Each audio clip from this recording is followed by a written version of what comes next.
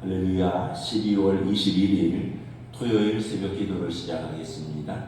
사도신경으로 우리의 신앙을 고백합니다. 나는 전능하신 아버지 하나님 천지의 창조주를 믿습니다. 나는 그의 유일하신 아들 우리 주 예수 그리스도를 믿습니다.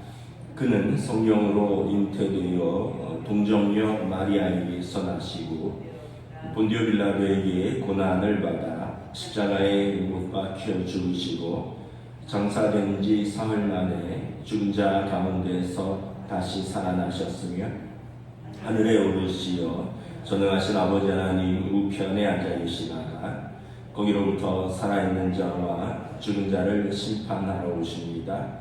나는 성령을 믿으며 거룩한 공교회와 성도의 교제와 죄를 용서받는 것과 몸의 부활과 영생을 믿습니다. 아멘. 찬송가 112장 찬양 치겠습니다. 찬송가 112장입니다.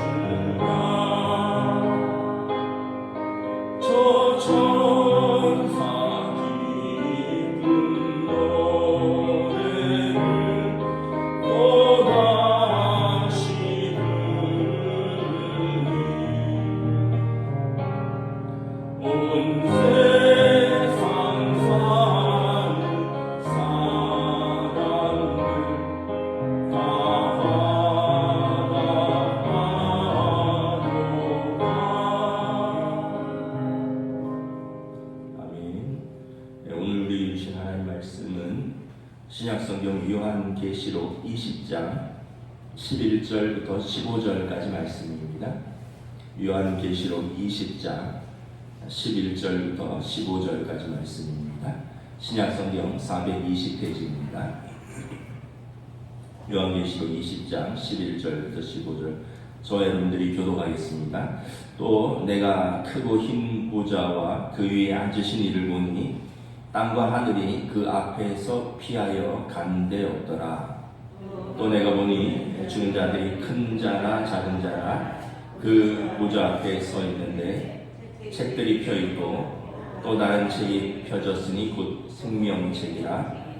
죽은 자들이 자기 행위를 따라 책들에 기록된 대로 심판을 받으니 바다가 그 가운데에서 죽은 자들을 내주고 또 사망과 음부도 그 가운데서 죽은 자들을 내주매 각 사람이 자기 행위대로 심판을 받고 사망과 음부도 불못에 던져주니 이것은 둘째 사망 곧 불못이나 함께 있습니다. 누구든지 생명책에 기록되지 못한 자는 불못에 던져지거라. 아멘. 할렐루야. 오늘 토요일 새벽 기도에 나오신 우리 성도들을 주님의 이름으로 환영하고 축복합니다. 서로 한번 인사하겠습니다. 한 주간 평안하셨습니까?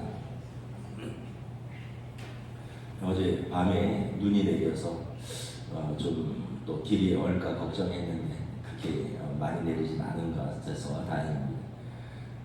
이 코로나 때 다 마스크를 쓰고 다녀서 답답했는데 감기를 걸린 적이 없어요. 생각해 보니까.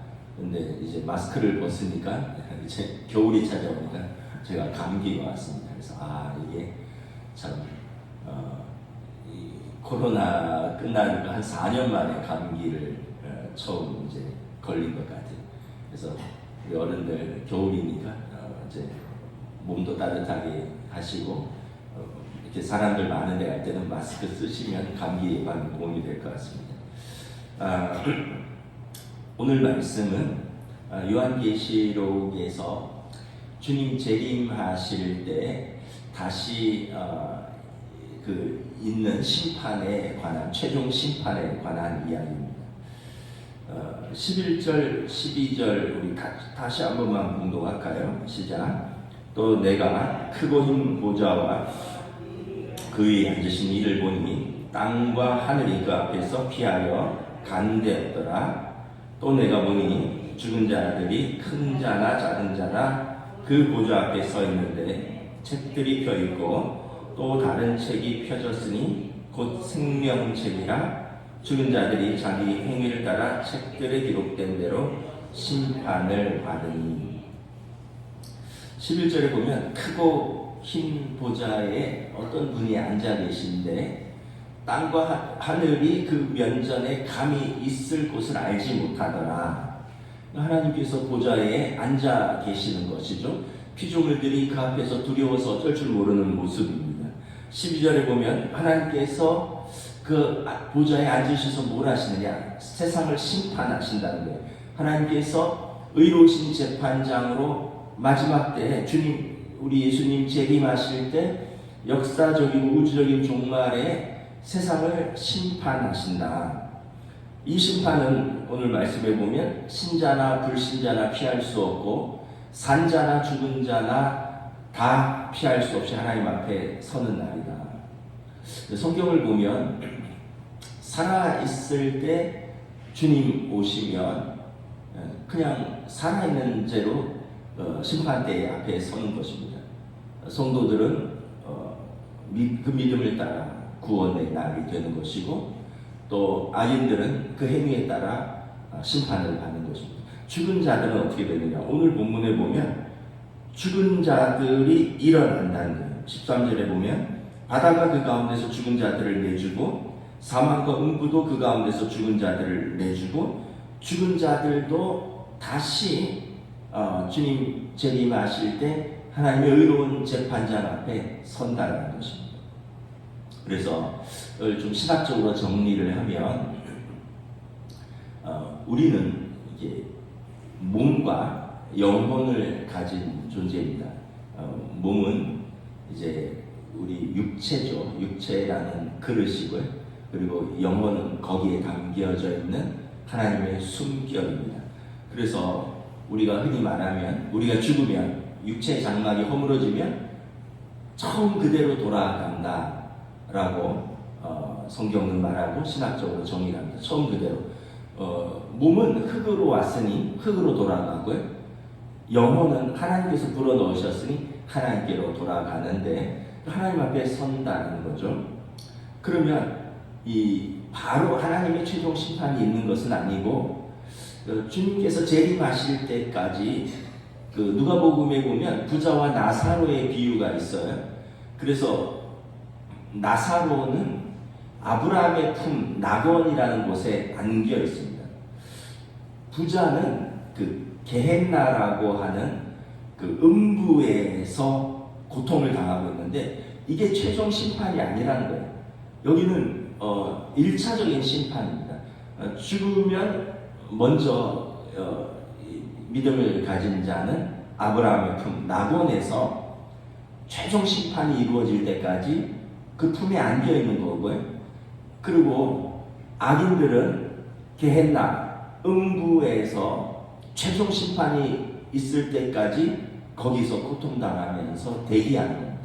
누가복음에 보면 서로 오고 갈 수 없다 그랬어요. 거기에서 이미 위치가 변동이 될 수 없다. 그러면 최종 심판 때는 어떻게 되느냐? 주님 재림하시고 최종 심판 때 아브라함의 품에 안겨 있는 자도 낙원에 있는 자도 그리고 게헨나 음부에서 고통당하는 자도 다 살아서 하나님 앞에 설 것이다라는 거예요. 그리고 이게 이제 산자나 죽은 자가 다 하나님 앞에 선다는 것입니다. 그래서 여러분 두 번의 심판이 있는 거예요. 그래서 오늘 본문에 보면 둘째 사망이나 첫째 사망은 그 살아서의 믿음과 행위를 따라 낙원과 음부에서 이제 운명이 갈라진 것이고, 둘째 심판은 낙원에 있는 자와 음부에 있는 자가 다 하나님 앞에 부활하여 서는 것입니다. 그래서 13절을 보면 바다가 그 가운데서 죽은 자들을 내주고 사망과 음부가 그 가운데서 죽은 자들을 내준다. 그러면 최종 심판의 근거는 무엇이냐라는 거죠. 최종 심판의 근거는 12절에 보면 두 가지 책이 있어요. 첫째는 자기 행위를 따라 기록된 책이고요. 두 번째 책은 생명책이라고 말합니다. 여러분 12절 우리 다시 한번 읽어보겠습니다. 시작. 또 내가 보니 죽은 자들이 큰 자나 작은 자나 그 보좌 앞에 서 있는데 책들이 펴 있고 다른 책들이 펴졌으니 곧 생명책이라 죽은 자들이 자기 행위를 따라 책들에 기록된 대로 심판을 받으니 13절도 있습니다. 바다도 그 가운데서 죽은 자들을 내주고 또 사망과 음부도 그 가운데서 죽은 자들을 내주매 각 사람이 자기의 행위대로 심판을 받고, 이 생명책과 행위가 기록된 책이 있는데 자기 행위를 따라 기록된 책이 있다는 거예요. 여러분 우리가 살아서 했던 말들, 살아서 했던 행동들, 이게 다 기록되어 있다는 거예요. 대한민국은 CCTV와 블랙박스의 나라입니다. 세상에 뭐 다른 나라도 그렇겠지만 우리나라처럼 다 추적이 되는 곳이 없다고 해요. 몇 년 전에 우리 동네에서 어떤 가게에 누가 밤에 새벽 2시경에 빨간 라카로 가게에다 욕설을 써놓고 갔어요. 그 셔터를 내려놨는데 그 셔터에다가 욕설을 써놓고 갔어요. 그렇게 이제 다음날 주인이 출근을 했다서 셔터를 열려고 보니까 빨간 라카로 크게 욕설을 써놓고 간 거죠. 그럼 어떻게 경찰에 신고를 했잖아요. 그 밤사이에 일어난 일이니까. 너무 쉽죠. 밤사이에 퇴근, 만약에 10시에 퇴근했다, 8시에 퇴근했다. 그 이후부터 출근한 거 딱 12시간만 CCTV 뒤지면 나오는 거예요. 그랬더니 저기 멀리서 그 교통 감지 때문에 30km 이상 속도를 잡아내는 거기도 있고요. 또 CCTV 불법 쓰레기를 그 이제 뭐랄까 감시하는 CCTV도 있고 그런 CCTV를 이렇게 보니까 저 멀리서 어떤 사람이 그 가게 앞에 한 1, 2분을 머물면서 이렇게 한 게 멀리 CCTV에 잡힌 거예요. 그러니까 어떻게 그 앞에 서 있던 차들, 주차한 차들의 블랙박스를 경찰이 다 뒤진 거예요. 그러니까 이제 그 사람이 밤이라서 얼굴은 안 보이는데 골목으로 이렇게 올라오는 거죠. 그거를 이제 다 잡아요. 그래서 교통감시, 속도감시 CCTV에도 잡혔어요. 근데 이 사람이 우리 교회 골목으로 쑥 들어오니까 거기서 CCTV가 끊어진 거죠. 그럼 어디서 알까요? 그래서 경찰 2명이 우리 교회에 온 거예요. CCTV를 좀 볼 수 있는 협조 요청을 경찰 공문을 가지고 왔더라고요. 그래서 뭐 어떻게 그래서 저랑 같이 CCTV를 방송실에서 이렇게 보는데 비전홀에서 골목으로 올라오는 CCTV를 밤 2시부터 2시 10분 사이를 딱 보니까 어떤 남자가 좀 술 취했는지 흔들흔들 하면서 2시 12분경에 딱 올라오는데 CCTV 시간이 맞지 않는데 그 시간은 딱 다 보정을 하니까 2시 12분경에 그 사람이 딱 올라와서 비전홀 오른쪽 골목으로 딱 사라지는 거예요. 그러니까 이 골목에 사는 사람이다. 그러니까 이제 그 다음 날 그 가게 주인이 그러면 우리 친척 누구 같아? 요즘 불화가 있다는 거예요. 그래서 술 먹고 한바탕 했는데 그 사람이 그 골목에 사는 것 같아. 이렇게 된 거죠. 그래갖고는 이제 그 사람이 잡힌 거예요. 죄물 손괴죄죠. 남의 가게에다 빨간 낙하죠. 불과 하루 만에 그냥 하루 만에 딱 잡혀요. 최근에 그 뭐 계엄 사태 있고 나서 국회에서 이렇게 사령관들을 불렀잖아요. 어떤 정보사령관을 불러갖고 노상원 전 정보사령관을 아느냐 그랬더니 모른다고. 그러니까 이제 의원이 모른다고요? 같이 근무하지 않았어요? 했더니 10여 년 전에 소령 때 청와대에서 1년 같이 근무를 했습니다. 딱 이랬어요. 그런데 이후에 그 앞에 12월 1일 날 계엄 3일 전에 롯데리아에서 4명이서 만나서 햄버거 먹고 같이 이야기한 CCTV가 딱 나왔잖아요. 3일 전에 햄버거 같이 먹었는데 모른다고요? 그 10여 년 전에 같이 근무해서 얼굴 정도만 아는 정도로 바로 구속되잖아요. 거짓말, 증거인멸. 지금 이걸 피할 수가 없고 감출 수가 없어요. 왜냐하면 자기 혼자면 거짓말도 할 수 있지만 뭐 4명이 모였고 3명이 모였고 이 사람들이 다 말을 맞춰야 되는데 다 각자 구속되어서 따로따로 진술을 다 받고 있는 거죠. 4명이 다 같은 말을 해야지 인정이 되는데 사람들이 다 자기가 살기 위해서 따로따로 이야기를 하고 그 중에 한 사람은 진실을 이야기할 것이고 결국은 여러분 이 땅에서도 우리가 감출 수 있는 것은 없어요. 그런 말이 있죠. 한 사람을 오래 속일 수 있고 여러 사람을 잠깐 속일 수 있는데 여러 사람을 오래 속일 수는 없다. 이런 말이 있습니다. 여러분 우리가 살아가는 게 어떤 면에서 보면 죄를 쌓는 거예요. 산다는 게 죄를 쌓는 거예요. 예전에 정주채 목사님이 우리 교회 오셔서 부흥회하실 때 그러셨잖아요. 우리가 하루 3번만 죄를 짓는다고 했을 때 1년이 365일이니까 1095번이다. 1년을 살면 하루 3번만 죄를 짓는다 했을 때 예수님께서 말씀하신 어떤 율법의 행위의 죄를 넘어서서 우리가 이웃에게 욕한 것, 이웃에게 라가라고 하면 우리로 말하면 욕이에요. 그러면 지옥불에 던져지리라. 이웃을 미워하면 그는 살인한 자다. 어떤 여인을 보고 음욕을 품으면 가늠한 자다. 그러니까 마음의 동기까지 살피시는 주님 앞에서 최소한으로 봐줘서 하루 3번만 했다고 해도 1년이면 1095번이다. 그래서 제 나이를 곱해보니까 약 6만 2천 이상의 죄가 나오더라고요.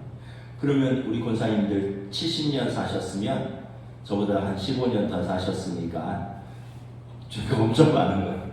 80년 사셨다.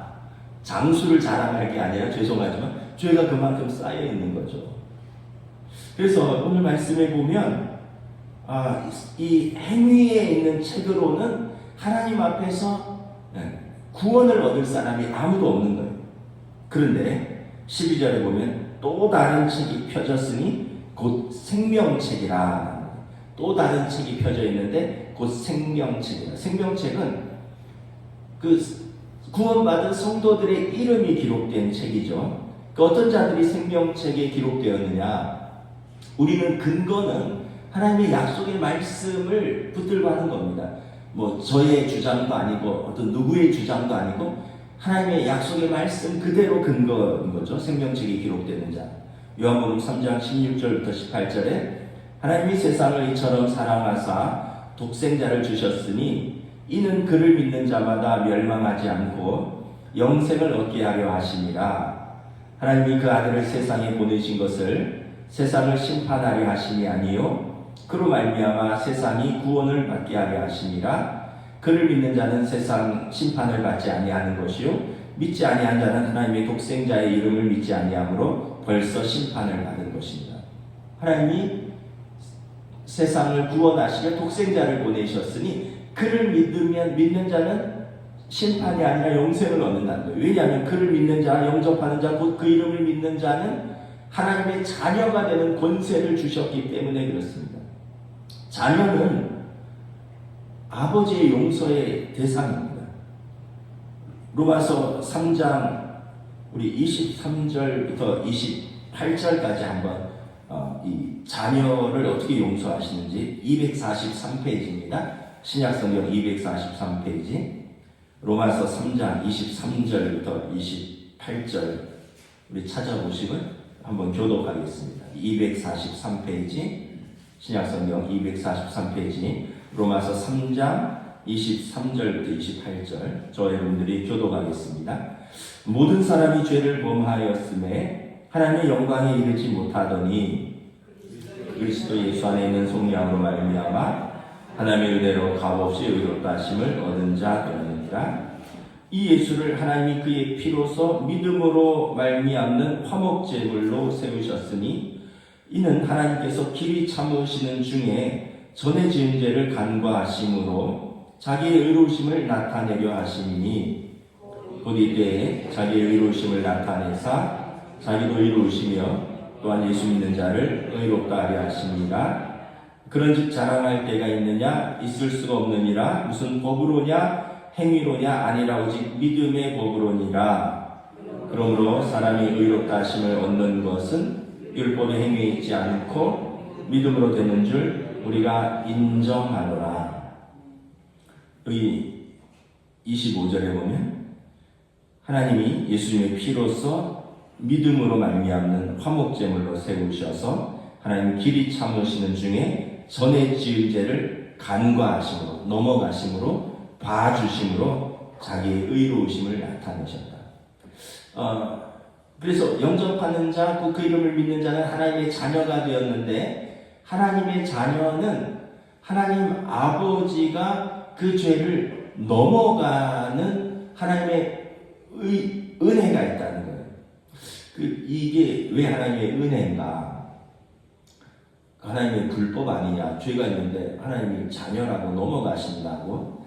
그런데 제가 예전에 뭐 법을 공부한 건 아닌데 이런 사건 사고들을 이렇게 뉴스에서 보다 보니까 여러분 범인이 죄를 지은 사람이 누구한테 핸드폰을 버려달라고 했어요.